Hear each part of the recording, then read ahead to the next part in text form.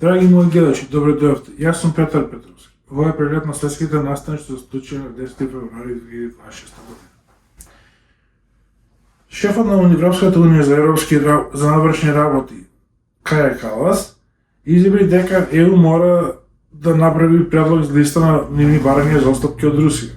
Понатаму во нејзината изјава, че истакна дека не е фер да се бараат отстапки само од Украина.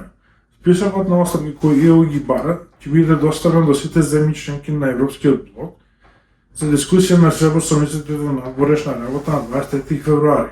Дел од барањата на ЕУ за руските отстапки се враќањето на набирањето украински деца и намалување на бројката на руската војска, пренесува Associated Press. До сега го задуши правот на изборни победи од десно ориентираните политички партии и земјите членки на Европската унија, Европарламентот ги одобри промените за барање на азил од страна на мигрантите кои пристигнуваат во Европа. Според новите изгласани правила, доколку барањето за азил не се одобри, тогаш азилантите ќе бидат испратени во една од 7 безбедни земји: Бангладеш, Колумбија, Индија, Косово, Мороко, Египет и Тунизија. Додека Италија потпише посебен договор со Албанија за да биде прифатен центар за мигранти, пренесува Reuters. Европскиот суд на правдата е поништи одлуката на Планинскиот суд во Даблин, Република Ирска, во врска со случајот Мета. Во 2020 година Европската регулативна агенција со седиште во Даблин, Република Ирска, издала казна на WhatsApp, телекомуникацијска апликација, која е под состојанието на Мета. Причината за издавањето на казната е начинот на кој Мета ракувала со личните податоци на нејзините корисници на WhatsApp. По изречената парична казна, Европската регулативна агенција за заштита на податоците ја зголемила паричната казна на 268 милиони американски долари, откако Мета побарала таа казна да се поништи. Откако високата казна била изречена на Мета, компанијата поднела тужба против Европската регулативна агенција за заштита на податоците во помалите судски трибунали, која одбиле со образложение дека жалбата е неоснована. Во образложението стои причината поради која тужбата е одбиена е дека Мета нема легална основа да тужи агенцијата, бидејќи одлуката е однесена од страна на регулативната агенција во Ирска, а не од главната Европска регулативна агенција со седиште во Луксембург. Во одлуката на Европскиот суд на правда стои дека Мета има право да тужи Европската регулативна агенција и треба да се обзнани како е предметот на високата казна, пренесува Reuters.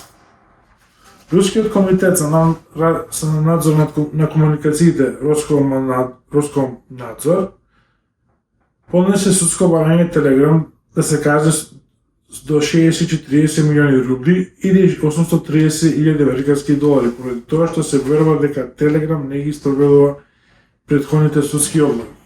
До сега Телеграм има исплатено казни од 9 милиони рубли, пренесува Reuters.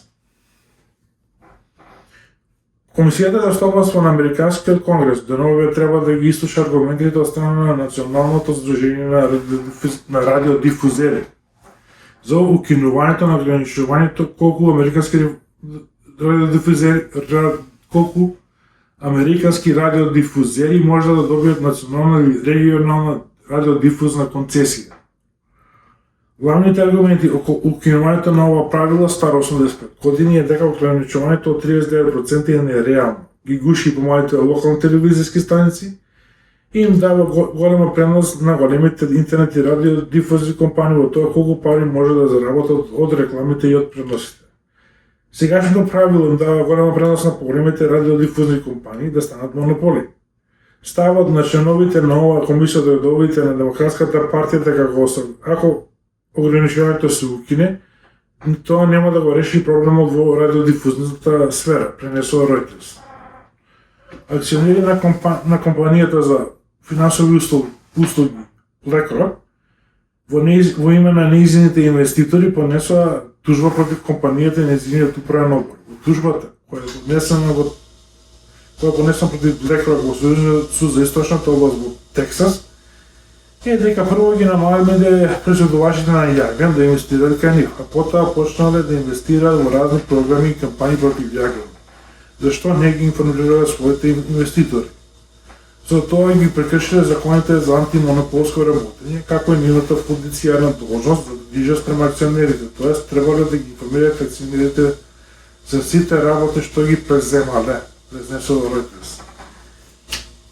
Јапонскиот производувач на возила Honda објави дека продажбата на електрични возила за пад од 60% во месечен. Главните причини за овој пад е намалената побарувачка за електричните возила, преструктурирањето, долговите како тарифите.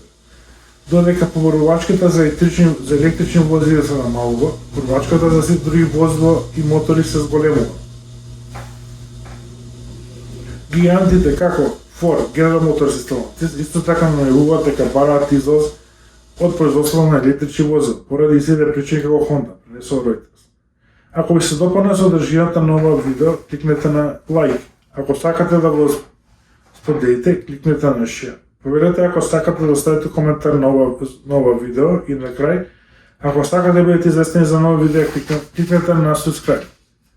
Дојдовме до крајот на ова ново издание на нашите вести. Македонскиот информативен центар, достојното гледање, до видување.